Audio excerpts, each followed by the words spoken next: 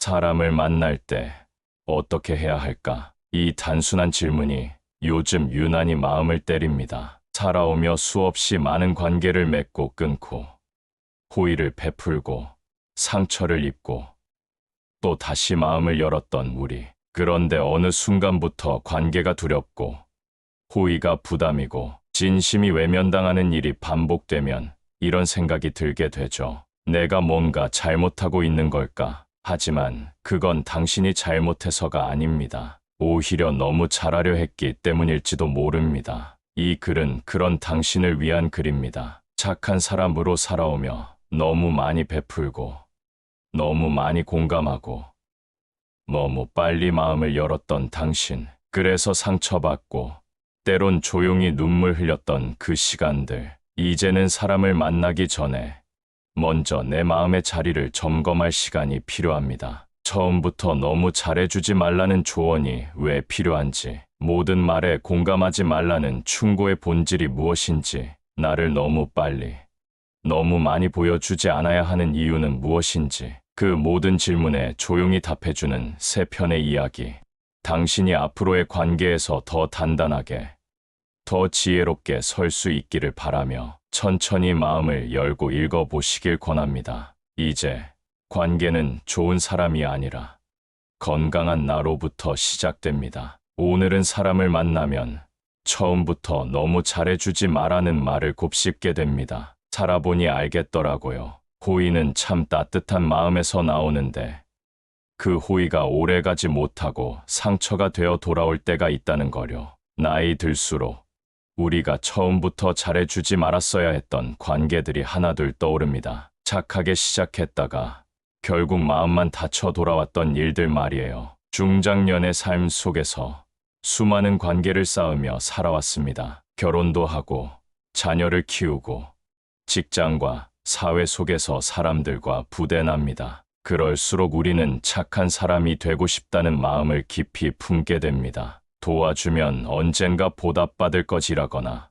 호의는 돌고 돈다는 말에 기대어 주변 사람들에게 최대한 먼저 손 내밀기를 주저하지 않습니다. 하지만 종종 돌아보면 내 호의가 당연하게 여겨진 순간, 내 선의가 이용당한 경험들이 남아 있습니다. 특히 중장년이 되어보니 단순히 선한 태도만으로는 관계를 지속하기 어려울 때가 많습니다. 우리는 왜 처음부터 너무 잘해주면 오히려 상처받게 되는 것일까요? 은희 씨라는 분이 있었습니다. 직장과 가정을 병행하며 바쁘게 살아가는 평범한 중년 여성입니다. 남편이 지방 근무를 하면서 그녀는 집안일과 직장을 모두 혼자 감당했습니다. 그 와중에도 늘 웃음을 잃지 않으려 애썼습니다. 출근길엔 선배를 챙기고 퇴근길엔 시장을 돌아 다른 집 반찬까지 나눴습니다. 아침엔 도시락 2개를 싸고 저녁엔 아이 숙제도 봐주고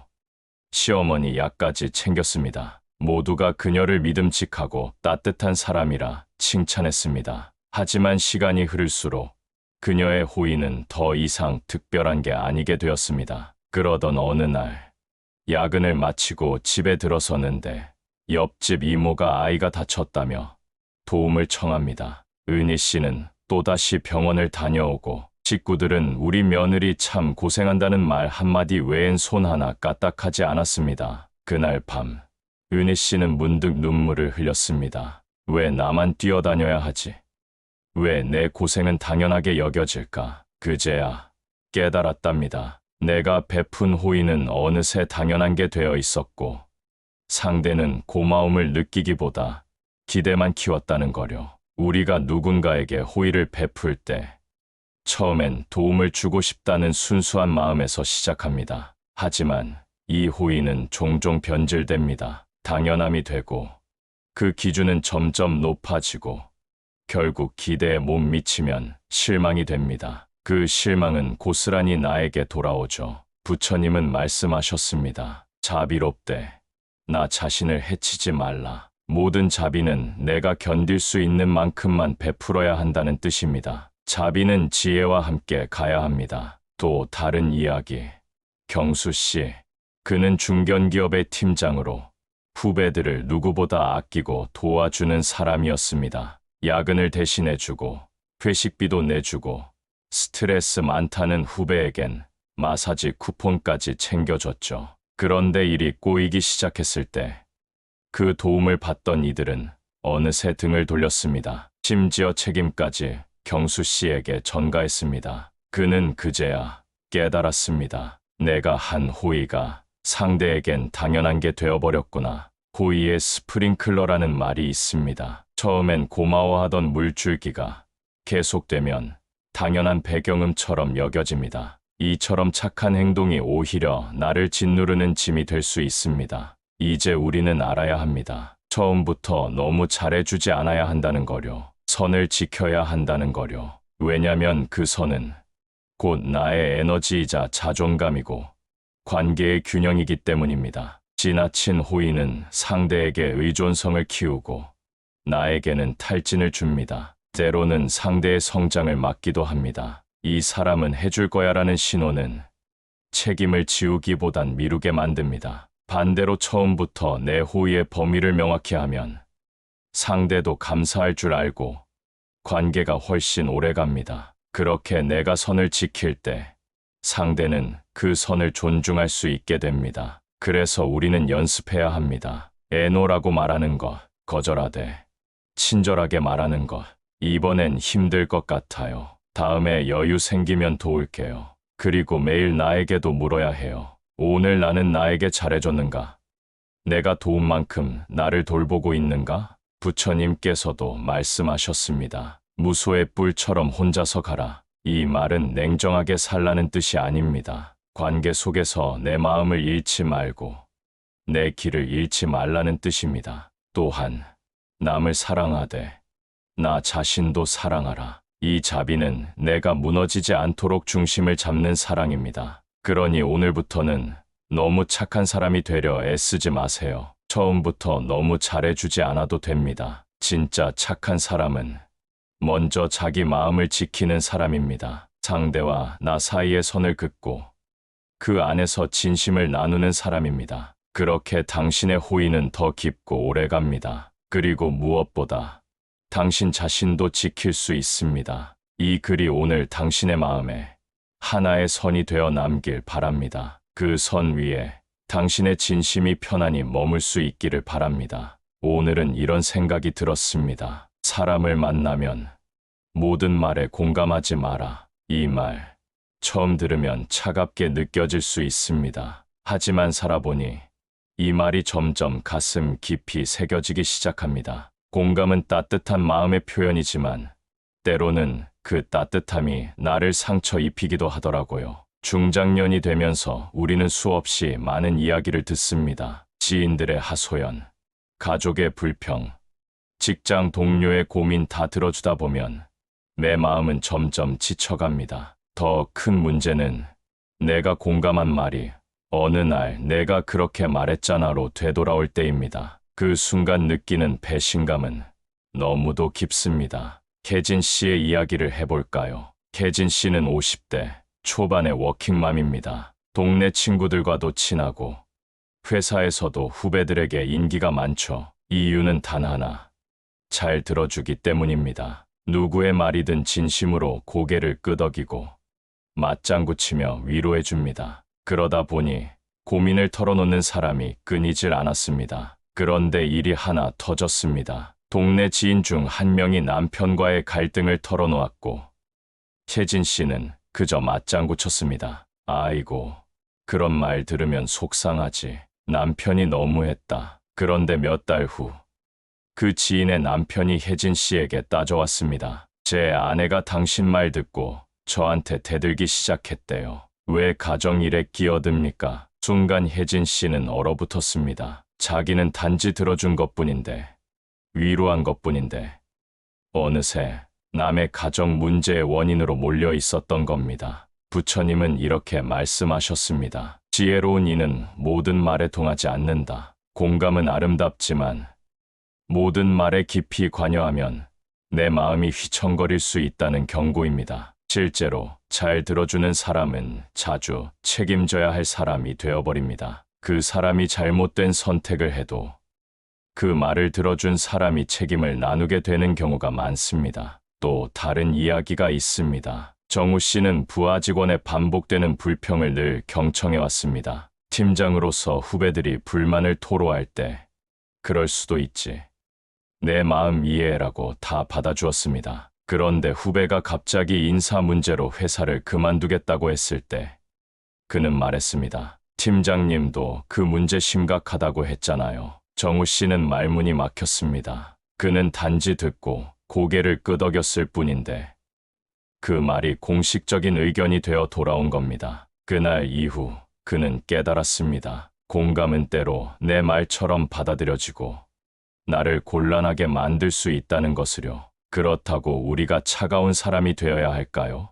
아닙니다. 불교에서는 지혜로운 자비를 강조합니다. 즉, 따뜻하되 휘둘리지 않고 마음을 주되 경계를 지킬 줄 아는 자비입니다. 그럼 어떻게 해야 할까요? 첫째, 공감은 공감으로만 머물러야 합니다. 해결해 주겠다는 말은 섣불리 하지 말아야 합니다. 누군가가 나 너무 힘들어라고 말할 때 우리는 어떻게든 도와줄게 보다는 그 마음, 정말 힘들겠구나라고 머물러야 합니다. 마음의 손잡이만 건네는 겁니다. 둘째, 공감 중에도 나의 중심을 잃지 않아야 합니다. 부처님은 말씀하셨습니다. 그대의 마음이 일어나는 것을 보되 그것에 휩쓸리지 말라. 공감하면서도 내 판단과 입장을 흐리지 않도록 감정은 감정으로만 받아들이는 훈련이 필요합니다. 셋째, 말을 들어줄수록 더 조심해야 합니다. 사람들은 자신이 했던 말을 다 기억하지 않지만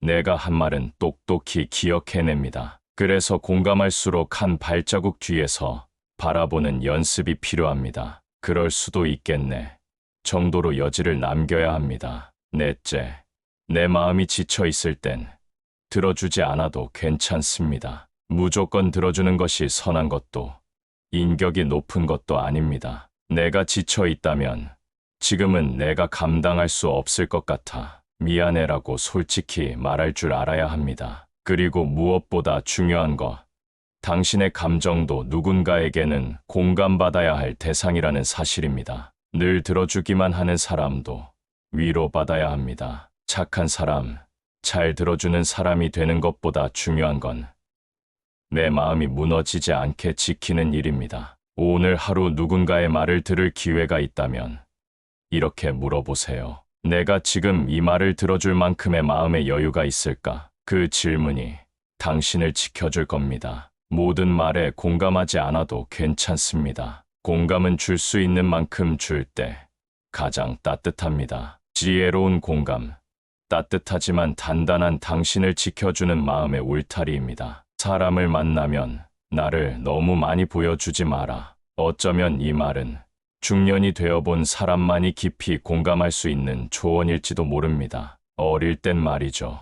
진심이면 통할 거라 믿었습니다. 내 마음을 숨기지 않고 다 털어놓고 솔직하게 나를 보여주면 관계는 깊어진다고 생각했어요. 그래서 친구에게, 연인에게, 동료에게 때로는 너무 빨리, 너무 많이 내 마음을 꺼내 보였죠. 하지만 살다 보면 알게 됩니다. 모든 사람이 내 진심을 담을 준비가 되어 있는 건 아니라는 거요. 수진 씨는 40대 중반의 직장인입니다. 몇 년 전 어렵게 시작한 새로운 팀에서 사람들과 잘 지내고 싶어서 먼저 마음을 열었습니다. 회사 일이 힘들다고 털어놓고 자녀 교육 고민도 솔직히 나눴죠. 처음엔 다들 고개를 끄덕이며 들어주는 것 같았어요. 이제 나도 여기 잘 녹아들었구나 싶었죠. 그런데 얼마 지나지 않아 이상한 소문이 돌기 시작했습니다. 수진 씨, 애 키우는 게 좀 힘든가 봐. 그 팀장 일 너무 버거워하던데.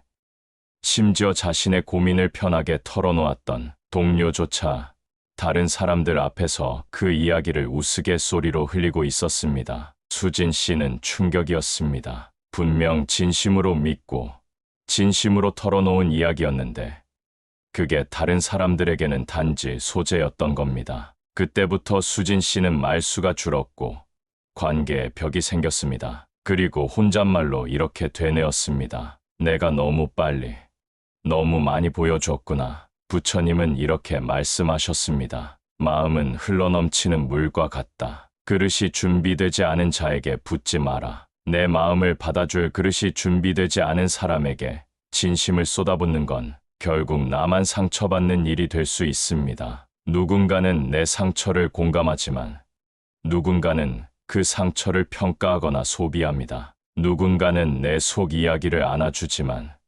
누군가는 그 이야기를 무기로 바꿉니다. 그래서 우리는 마음을 꺼내는 데에도 지혜가 필요합니다. 진심은 소중한 만큼 쉽게 꺼내선 안 됩니다. 그것은 내가 오랫동안 쌓아온 마음의 결정체이기 때문입니다. 아무에게나 꺼내 보여주면 그 진심은 빛을 잃고 쉽게 짓밟힐 수 있습니다. 그렇다면 우리는 어떻게 해야 할까요? 첫째, 상대를 관찰하세요. 말보다 행동을 보세요. 내가 남 이야기를 할 때 어떻게 반응하는지, 남이 없을 때 그 사람의 말투는 어떤지, 경청하는 사람인지, 흘려듣는 사람인지, 이건 시간이 필요합니다. 진심은 관계의 관찰이 충분히 이루어진 뒤에야 꺼내야 합니다. 둘째, 시험의 말을 던져보세요. 모든 걸 꺼내기 전에 작은 이야기를 던져보고 그 반응을 보세요. 내 이야기를 가볍게 여기지 않는지, 외부에 퍼뜨리진 않는지, 그 작은 실험이 당신의 진심을 지켜줄 수 있습니다. 셋째, 자기 고백의 타이밍을 조절하세요. 처음부터 무장해제할 필요 없습니다. 관계가 조금씩 깊어질 때, 신뢰가 쌓일 때, 그때 마음을 내어놓아도 늦지 않습니다. 진짜 인연이라면 기다릴 줄 알고 기다려줄 줄 압니다. 넷째, 말을 줄이고 마음을 살피세요. 말로 다 털어놓기보다 나의 감정을 내가 먼저 들여다보세요. 이 이야기를 지금 꼭 해야 할까? 이 사람이 지금 내 마음을 받을 준비가 되어 있을까? 그런 질문이 나를 지켜줍니다. 다섯째, 자기 자신과의 친밀감을 먼저 회복하세요. 우리는 누군가에게 이해받고 싶은 마음이 커질수록 자기를 더 드러내게 됩니다. 하지만 그 전제는 내가 나를 이해하고 있을 때 더 건강해집니다. 혼자 있는 시간을 갖고 글을 쓰고 산책하며 내 안의 소리를 먼저 들을 수 있어야 합니다. 진심은 누구에게나 주는 게 아닙니다. 준비된 사람에게만 건네야 하고 그 마음을 소중히 여길 줄 아는 사람에게만 보여줘야 합니다. 어떤 사람은 10년을 봐도 마음을 못 여는가 하면 어떤 사람은 단 3개월 안에 평생 친구가 되기도 합니다. 그 차이는 시간보다 태도에 있습니다. 내가 어떤 진심을 내보였을 때 그 사람이 어떤 마음으로 그것을 받아주는가, 그걸 천천히, 조용히 지켜봐야 합니다. 부처님은 또 이렇게 말씀하셨습니다. 비우지 않은 그릇에는 아무것도 담을 수 없다. 내 마음을 보여주기 전에 그 사람의 그릇이 비어 있는지를 살펴야 합니다. 이미 가득 차 있는 사람, 편견으로 가득한 사람, 자신 이야기로만 넘쳐나는 사람에게는 내 마음이 들어설 공간이 없습니다. 그러니 오늘 사람을 만나게 된다면 이렇게 스스로에게 물어보세요. 이 사람은 내 진심을 받아들일 그릇이 되어 있는가? 그 질문 하나가 당신의 소중한 마음을 지켜줄 겁니다. 마음을 다 보여주지 않아도 괜찮습니다. 진심은 꼭 꺼내야 깊어지는 것이 아니라 준비된 사람에게 전해졌을 때 비로소 의미가 생깁니다. 당신의 진심은 그만큼 귀한 것이니까요. 이제 당신은 알게 되었을 겁니다. 사람을 만날 때 무조건 잘해주지 않아도 괜찮고 모든 말에 고개를 끄덕이지 않아도 괜찮으며 내 진심을 아무에게나 꺼내 보이지 않아도 된다는 것을요. 그건 냉정해서가 아니라 오히려 나를 소중히 여기기 때문에 그리고 진짜 관계를 지키고 싶기 때문에 내리는 지혜로운 선택입니다. 세상은 당신의 친절에 기대려 하고 당신의 공감에 의지하려 하며 당신의 진심을 너무 쉽게 다루려 할 수 있습니다. 그럴 때마다 오늘 이 글을 기억하세요. 착한 사람은 상처받기 쉽지만 건강한 사람은 경계를 지키며 따뜻함을 유지합니다. 지혜롭게 선을 긋는 당신, 말보다 마음을 아끼는 당신, 그리고 준비된 사람에게만 진심을 건네는 당신, 그렇게 살아가는 것이야말로 가장 부드럽고도 단단한 길입니다. 사람을 만나는 모든 순간 나를 먼저 지켜낼 수 있기를 바랍니다.